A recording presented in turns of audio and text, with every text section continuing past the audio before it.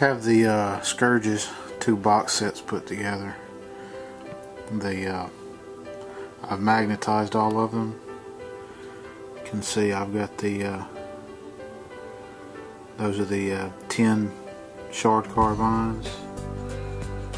Then we've got the 4 special weapons. That's 2 shredders and 2 blasters. Come over, 2 of each heavy weapon. We've got the haywire blasters, the splinter cannon, dart lances, and heat lances. Have all the weapons for the Solarite 2 blast pistols, 2 splinter pistols, 2 close combat weapons, 2 just nasty little finger pointing hands, a couple of agonizers. Those are venom blades. Those are just close combat weapons, and then they count that as a power weapon according to the thing that I saw. But we'll take a closer look at some of them. And I've got it set magnetized where they can do 2 squads of 5 with a Solarite in each. And then whether you do a squad of 5 or 10, for every 5 you have, 2 of them can upgrade to a heavy weapon or one of the special weapons. We'll go ahead and take a look a little closer at some of these and kind of see where.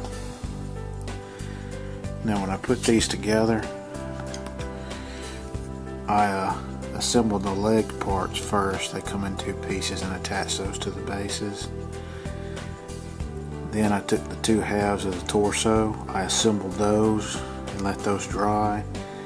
Then I drilled the holes in for the magnets. That way I wouldn't have an assembled model that I was trying to take and drill a hole in and risk bending or breaking some of the stuff I already had glued. Now if you don't get them glued together real good, the 2 halves of the torso, or if you try to drill into them too soon, I had a couple of the torsos actually, with the torque I was putting on the pin vise, they actually separated a little, so I had to, after I got the pieces drilled, I had to kind of pull them apart, put a little more glue in them, squeeze them back together. But the polarity on all these is all the same. And as you can see, what I did is I put the magnet in each of these arms, this one and then this one, and then once those are dried, and I kind of scraped off the excess glue so there wouldn't be a little bump when they fit in. Then I would take, once these are both magnetized in, then I would take the plastic glue and attach it and sit it on there. And most of them did it. I think they had 2 heavy weapons where I had to kind of sit it on there and then pull it off like that and set it to the side because the magnetization was a little bit off and this piece would pull up. But for the most part, I want to say it was the 2 heat lances that did it to me that I had to put off. And this is a heat lance right here. You can see he can take that one, or didn't give him the dark lance there. And you can see a little gap, but once you paint it, I may fill in that little piece with a little green stuff or blue to make that a little more solid. Got the splinter cannon there.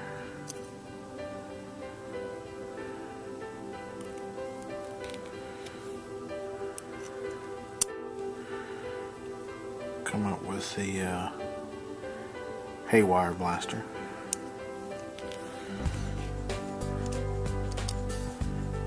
And the shredder. This kit's a really nice kit because you get lots of different weapon options that even if you... Now I don't know that these would fit with the other Dark Eldar kits if I put magnets in them. I don't know how the torsos match up to them. The next set of Dark Eldar Kabbalite warriors I get, I may try to magnetize those so I can use them as Kabbalite warriors or Troopborn. because this kit came with the shard carbines, and that's one of the other units that can use them. But the only thing you can't do with these kits is give them all the same heavier special weapon, because you only get one of each in the kit. So I could give them 2 of any one and then 2 of any other. So I could only have 2 heat lances in there, for instance. But if you really wanted the same bit on all of them, you could, I know the dark lances, shredders and blasters you could scrounge from other kits, the splinter cannons too. The haywire blasters are the heat lances you'd probably have to get off of eBay through bits. There he is with the blaster piece on there. You can see a little bit of the magnet, but once that's painted, I don't think that'll show through.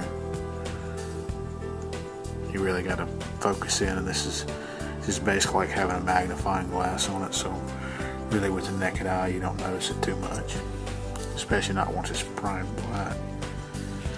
And you have one short carbine that just comes with he's kind of holding out, and then the other arm's a grenade arm, so you don't have to worry about gluing those together.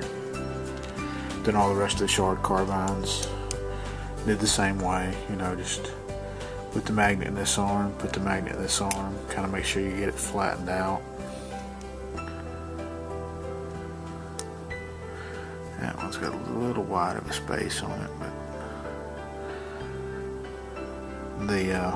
and then take it and put the glue on the one hand and push it up, hold it for a second. It holds pretty good, but and of course you can take any one of these weapons and swap them out for the solar rights, whether you have 1 in a squad of 10 or 2 in a squad, not a squad. But I have all those sets where I can go with any of the special weapon options. I can put a maximum of 2 of each. I just don't have the bits to do 4 of any particular weapon. But and as many shard carbines as I want in there. That's the standard weapon they come with. And of course I can fix the solar right with any weapon I need. But that's it for this video. Thank you.